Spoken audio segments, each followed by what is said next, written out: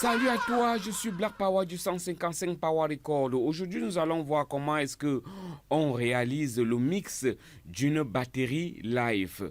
Allons voir cela avec le titre Enyinisigen Fiang de Mr. Larterson. Ok, avec son autorisation, je suis là dans ma session de travail. Nous avons donc nos différentes pistes là. Nos différentes pistes de la batterie. Alors, qu'est-ce que la voix dit? La vraie magie, c'est le travail. Oh, ne laisse pas les gens te tromper. Écoute-moi bien, mon frère. Ok. Pour le moment, nous sommes dans Cubase 10. Allons voir cela. Alors, nous allons commencer par le mix de la guitare basse. Alors, elle joue. Qu'est-ce qu'elle dit?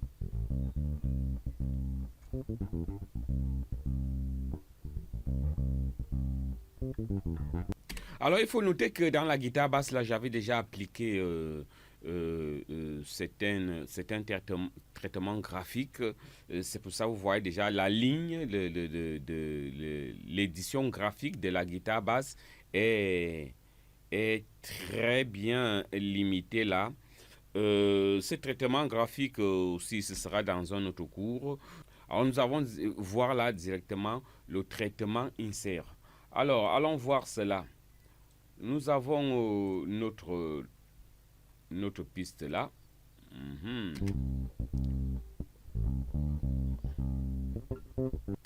Comment est-ce que je vais traiter la fréquence de la guitare basse? Une fois que moi, je grossis d'abord les sobs de la guitare basse, parce que moi, je recherche les sobs de la guitare basse lorsque je traite la guitare basse en insert. Alors, après avoir recherché les sobs, je vais tuer la fréquence où je vais faire ressortir le pied, le kick. Alors, moi, je ressors le pied entre 90 et 100. Alors, allons voir. À partir d'ici, je vais chercher à me placer à 90. Et là, je suis à 90. 90, 91, 90. Vous voyez là, je suis à 90. Ok. Une fois que je suis à 90, je baisse le gain. Voilà.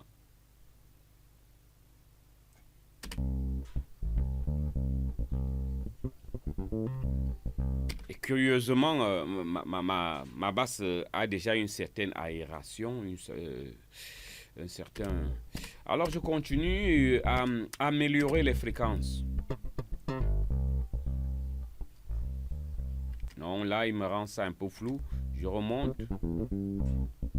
Waouh, c'est pas mal là. Oh, c'est encore meilleur là. Alors je préfère là. Alors qu'est-ce que je vais faire?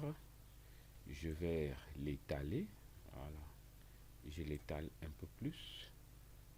Ok. Et je continue là. Alors là, je cherche vraiment à ouvrir la basse ici là. Et je pourrais complètement tuer, mais je dois plutôt l'ouvrir pour que ça me donne un son très ouvert. Et là, je ne dois pas dépasser 5 dB. Ok. Donc, je me place là. À chaque fois que vous allez traiter la basse et que vous voulez monter avec les fréquences, ne dépassez jamais 5 dB. Cela vous empêcherait en fait, ça limiterait un peu une bonne audition des fréquences. Alors, je suis là. J'ai ma guitare basse. Ok, qui est bien traité là. Ok, maintenant, je vais... Ça, on a dit guitare basse. Ça, c'est la basse. Alors, allons voir comment ça se passe avec la basse et le kick. Je le trouve un peu faible. Ah, ok. Ok. Je le laisse d'abord là, pour le moment. Alors, je viens d'abord au niveau du traitement. Alors, il faut savoir que j'aurais dû d'abord appliquer le gate. J'avais déjà traité cela un peu en amont. Comment est-ce que je vais traiter le pied ici? Alors, j'ai le dessin graphique du son du pied qui sort là. Il est tellement gros. Ici, là, dans la zone-ci, je constate qu'il y a un conflit entre la guitare basse et mon pied. Alors, c'est ce que je dois éliminer. Alors, je vais venir reprendre mon EQ que j'aime bien parce que c'est un EQ exactement qui est là pour traiter les fréquences. Ok. Alors, je vais couper complètement ici. Ah, je coupe complètement, très cool, à 96. Je m'arrêterai à 50 d'abord. 50 kHz. 50 Hz, je veux dire. Je m'arrêterai d'abord là à 50 Hz. Et maintenant, je cherche le point 90. J'ai dit que je fais ressortir ma batterie, mon pied à 90. Alors là, je suis à 90. Je le booste à 90. Ah, j'aime bien quand mon pied est boosté là. Je peux éliminer là. Et là, je ne dépasse pas 5. Non, je reste là. Ok, ça fait que j'ai libéré les fréquences entre 20 Hz et 50 Hz. Et c'est là que la guitare basse, moi j'ai haussé la guitare basse. Donc ça fait que je libère le pied au niveau de ces fréquences entre 20 et 50 Hz et je laisse exprimer la basse entre 20 et 50 Hz pour qu'il n'y ait pas de conflit. Alors, je vais continuer à donner une belle couleur à mon pied.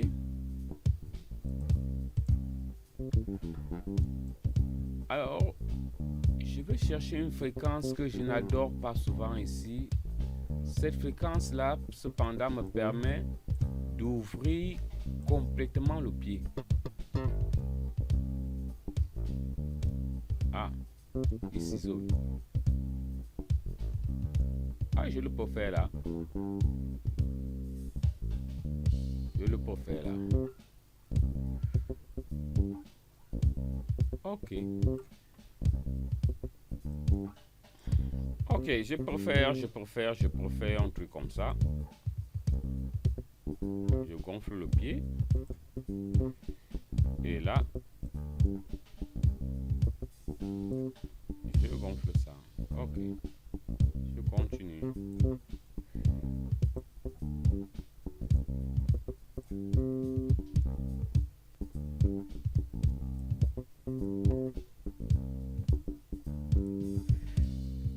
Là, je viens chercher les attaques du pied. Ok, j'ouvre le pied là. Ok, voilà comment moi je trouve la fréquence du pied. Alors, il faut noter que lorsque j'ai haussé le pied pour avoir les attaques du pied dans cette fréquence, en même temps, je fais entendre énormément la caisse claire derrière moi. Alors, comment est-ce que je vais essayer d'atténuer encore ça? On va essayer d'atténuer ça. Alors, je constate que la caisse claire sort énormément là. Alors là, c'est pas là que je vais atténuer. J'atténue ça. Et je tue vraiment pour que je n'ai pas... Ok. Et ça m'a tenu la caisse claire. Cependant, si j'étais dans des samples, je ne pense pas que j'aurais fait ça parce que dans les samples, le sample est propre, il n'y a que le kick qui est là. Alors, comme je suis sur une batterie live, je suis obligé de le faire. Alors, allons voir. Nous avons déjà le pied et la guitare basse. Bon, il faut déjà avouer que le son de la caisse claire-ci est déjà assez propre, assez beau. Mais je vais toujours donner une fréquence, je Je vais toujours calculer sa fréquence pour essayer d'avoir quelque chose de beau. J'ai là où ça tape énormément. J'ai aussi là où je dois effacer là.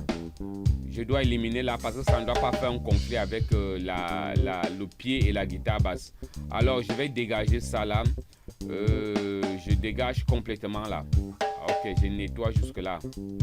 Ok. Alors, j'aime bien cette fréquence-ci. À ce niveau, j'aime bien cette fréquence au niveau des 6000, 7000 Hz. Alors, je vais booster là. Ok.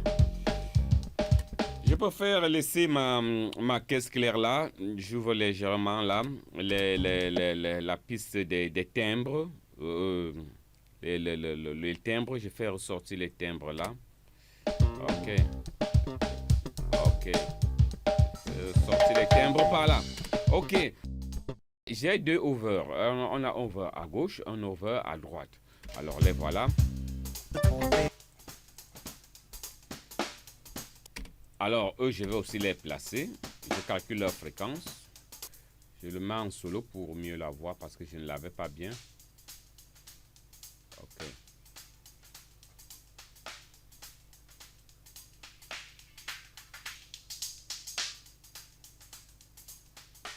Je le veux très doux.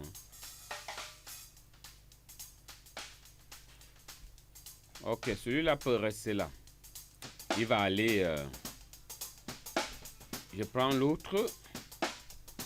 Je ressors la même chose. Je complique rien là. Okay, je reste là.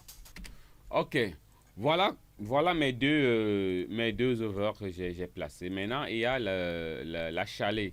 Alors, la chalet, qu'est-ce qu'elle disait? La chalet me ressort énormément la caisse claire parce que les deux micros de la caisse claire sont toujours placés à côté du micro de la chalet.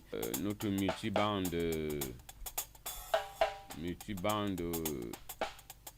EQ multiband. Alors, allons voir ça. Recherchons la caisse claire. Ok, là. Ok. Il y a la caisse claire là. Je vais tuer complètement là. Ok. Maintenant, je ressors la chalet.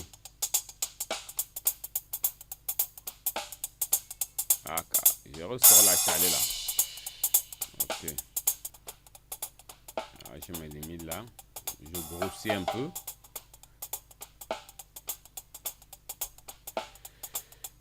Et là, je vais tuer là complètement. Je vais tuer là complètement. Et je m'arrête là. Ok, ça fait que j'ai pratiquement là les tomes qui me restent au niveau de...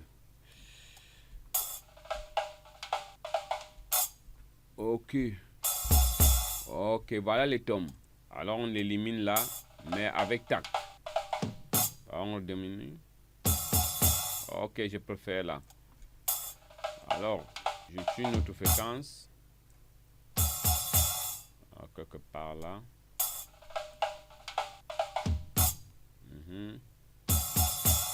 Je tue encore un peu là.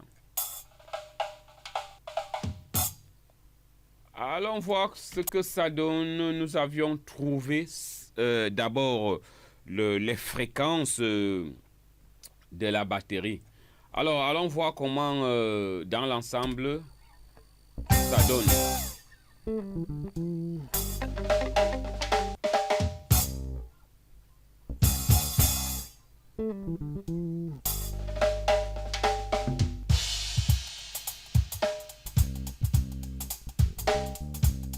Allons maintenant voir, après le calcul des fréquences, comment est-ce que j'organise la spatialisation.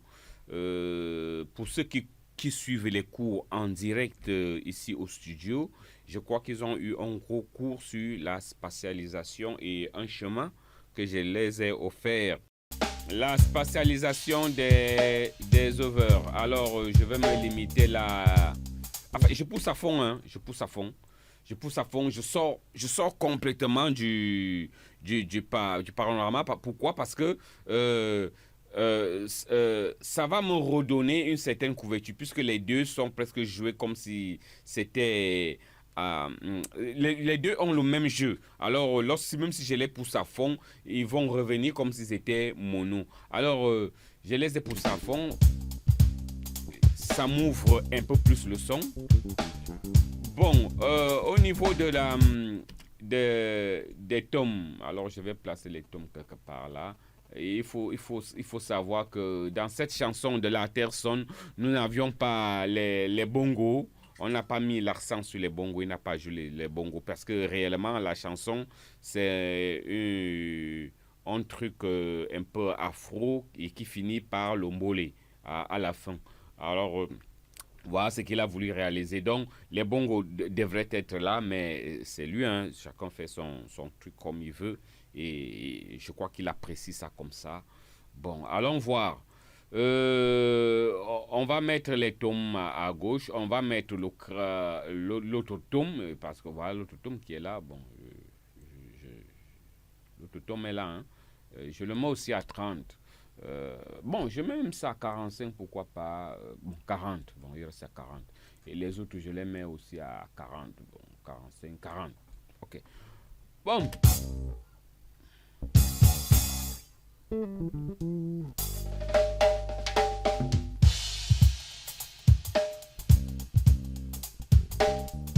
Ok.